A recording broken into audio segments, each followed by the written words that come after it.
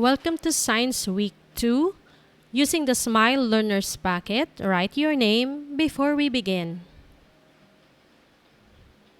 This week's topic is about needs of animals. Introductory concept.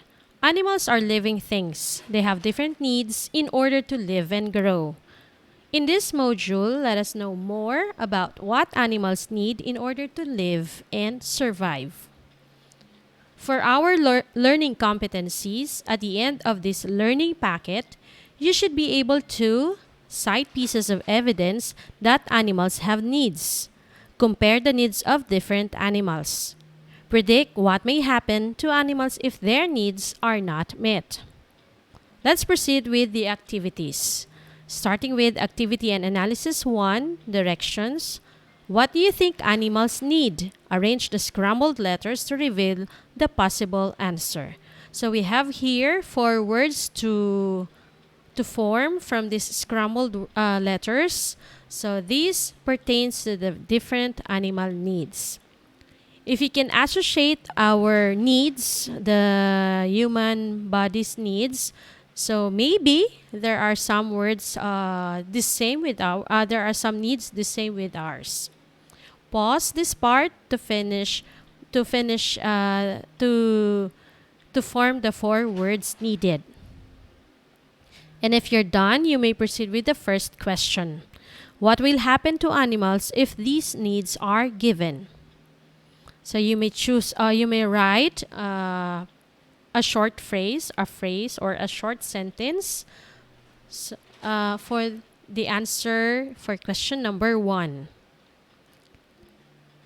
And if you're done, you may proceed with activity and analysis 2, directions, fill in the chart with picture or drawing. So we have here 3 columns. The first column, these are about the needs, namely the shelter, food, care given. And then for the second column, this is all about the dog. So you need to post, or you need to paste the picture or draw dog. You need to draw the shelter, the food, and the care given to dog. And on the third column, this is now about a bird. So you need to draw or paste a picture of a shelter of a bird, also food eaten, and then the care given to a bird. So from your finished chart, if you are able to fill in all the boxes here, so you would be able to see the differences or any similarities with regard to the needs of a dog and a bird. And then you may proceed with the questions below. Number 1, do they have the same shelter? So you need to answer that with yes or no. Number 2, do they have the same kind of food to eat? So you need to compare the food they eat based on what you have drawn or what you have pasted. So you need to answer that with yes or no. And then number 3, you need to complete the statement. What word will complete the sentence? Similar or different? So the statement is all animals have blank needs. Is it all animals have similar needs, or all animals have different needs? When you're done, let's proceed with activity and analysis 3, directions. Do the following. A, ask a pet owner or veterinarian on how they take care of animals. And then B, observe the animals they care for. Or if you have your pets at home, then that will do. How do they look? Do they look healthy and well cared for? And then the last one, write their answers to the questions in the observation part. Answer the following questions. What do they give to their pets? So you may mention words or phrases, just short answers. Next question, how do they take care of their pets? So you may think of two ideas. Write them as phrases again.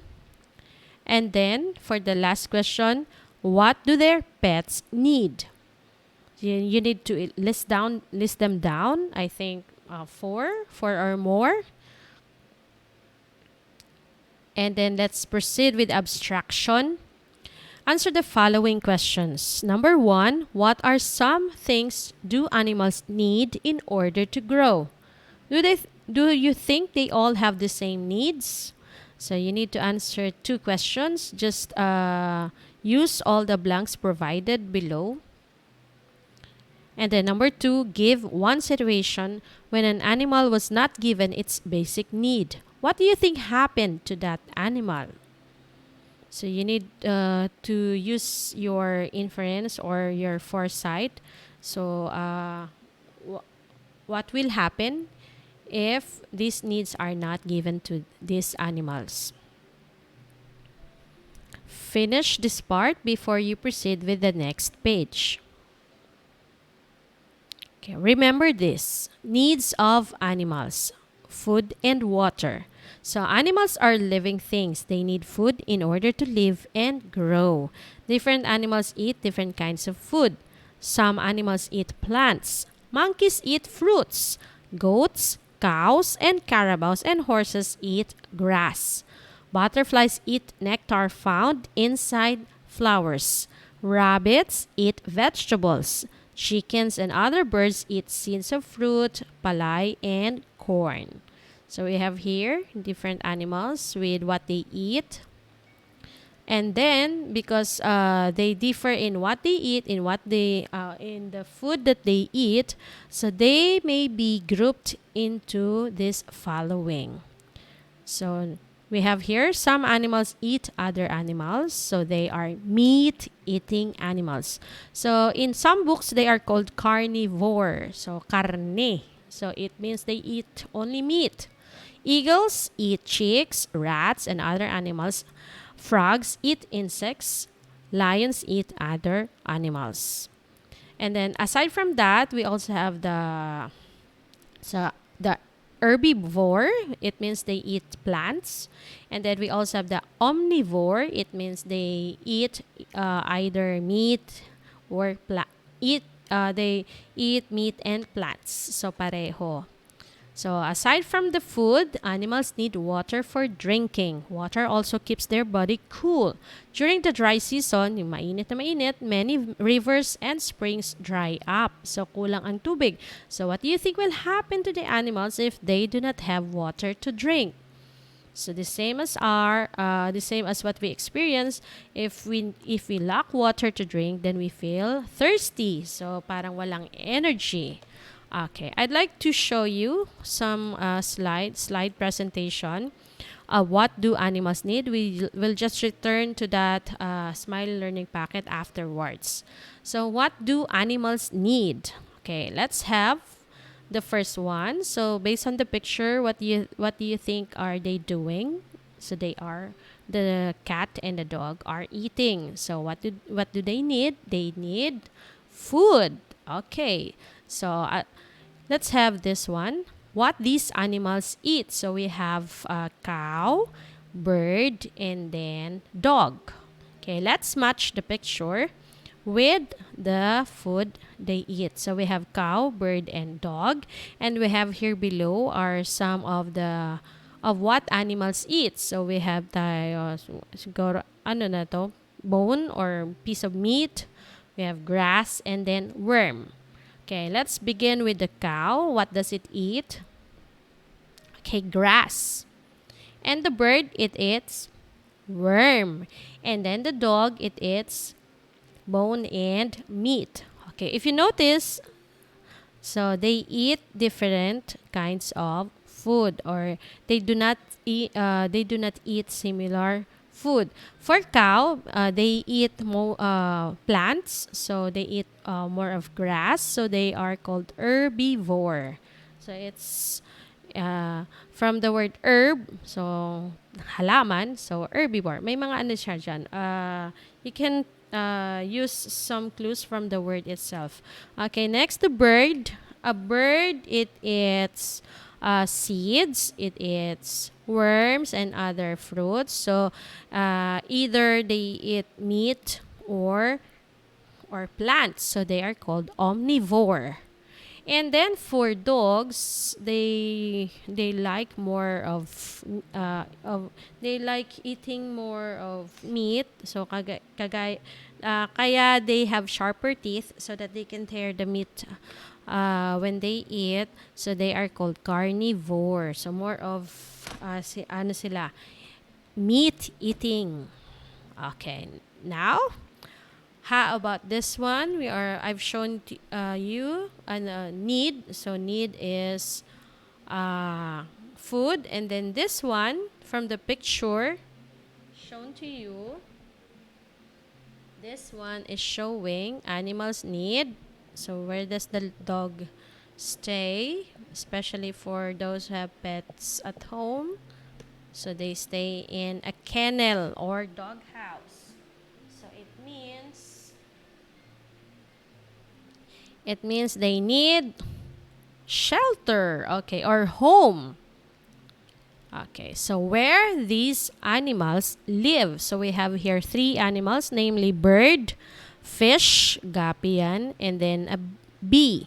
So we have here three animals. We're going to find out we're going to match where they live. So we have here three different habitat like underwater, hive, and a nest.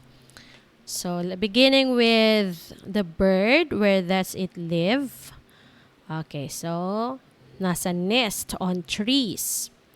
And then for the fish, it lives in water, underwater. So it's not necessarily nasa aquarium sila. Kasi basically, they live underwater in seas and in oceans, in rivers. Next one, for bee, they live in a hive. Okay, so this one, does it show that they live in similar shelter or similar homes? No. So iba. So aside from they eat different food, they also have different shelter. Okay, next, before we proceed with another animal need, let's have this first a short situation. Maria went to the garden. She saw a dragonfly. It looks beautiful, for it is big and blue.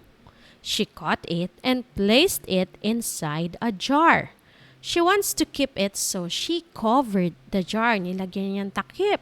What may happen later? So let's go back to what was mentioned in a short story. So this was the dragonfly that which is big and blue, and then Maria caught it and placed it inside a jar. So yan, may takip yan. So my question, what may happen later? So pag tinakpan yan, ano kayong mangyayari sa dragonfly? Okay, it will eventually die. So mamamatay siya dahil sa because of the cover of the jar. And what is that need that should be given to that dragonfly so that it may live? Okay, air.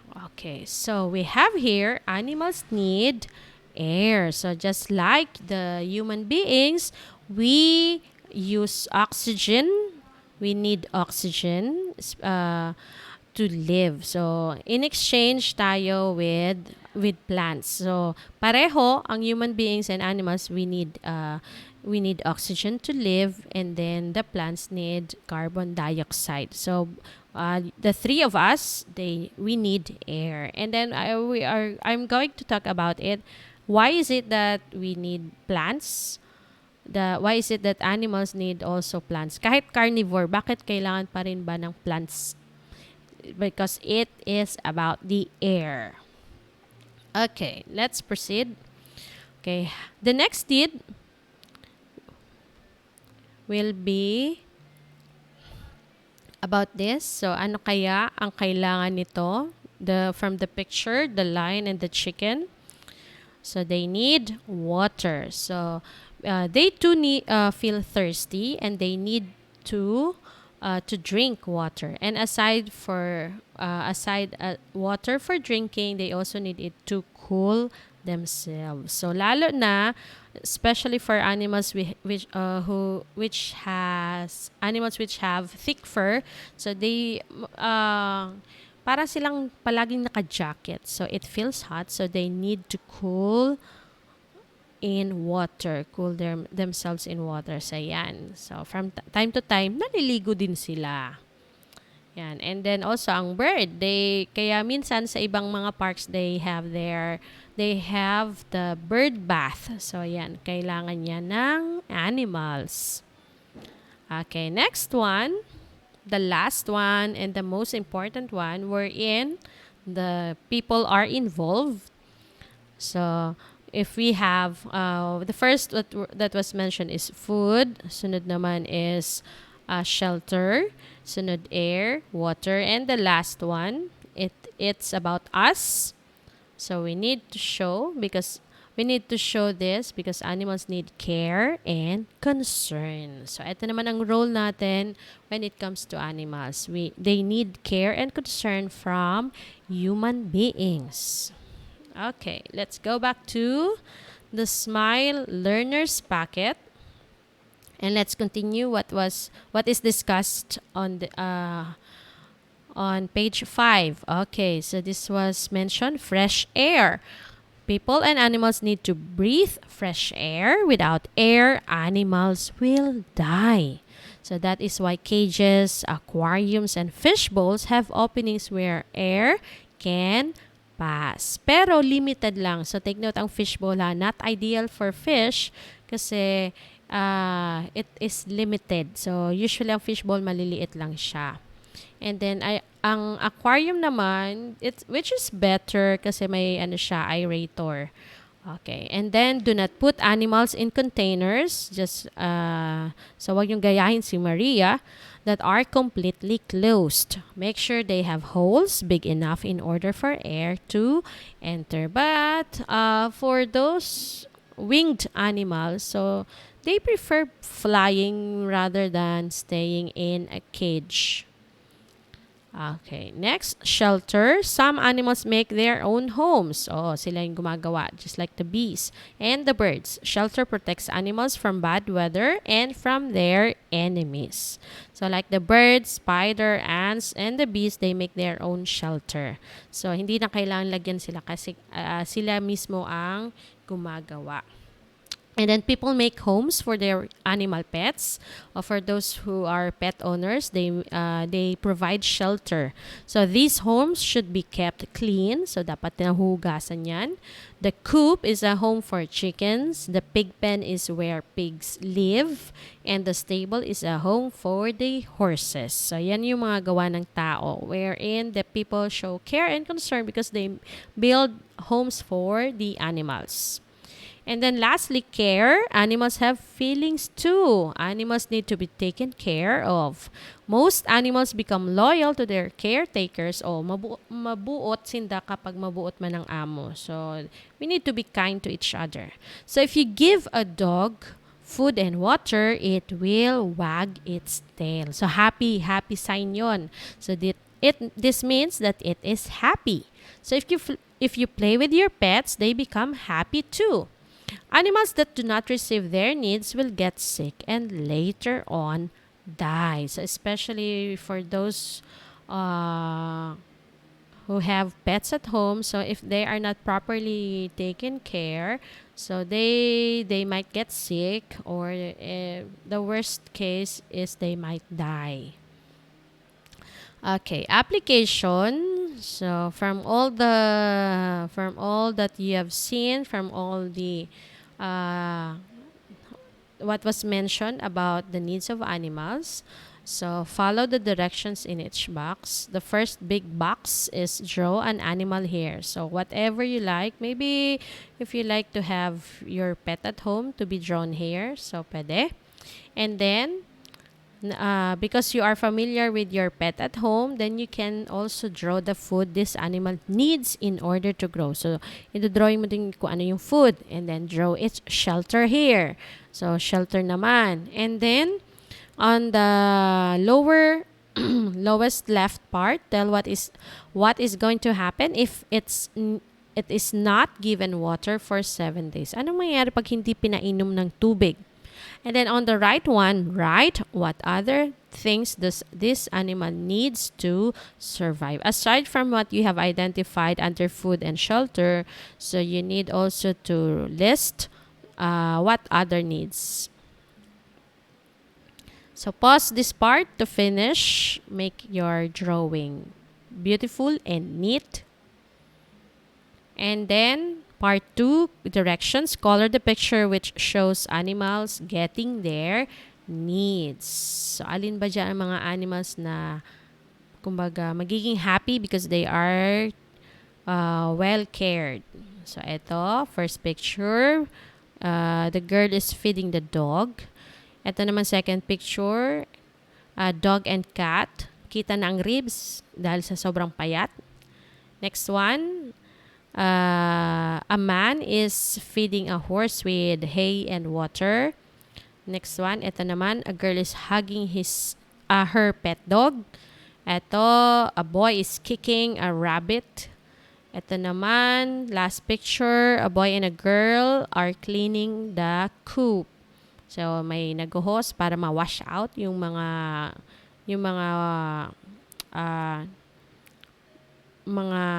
uo o kung ano man na dumi. Tapos yung girl naman is sweeping. So that's it for page 7. And then for the last part, reflection. Congratulations for finishing this module. I know you have learned a lot. Doodle something about your learning. So ano bang natutunan mo? Okay. And then we're done with science. Congratulations.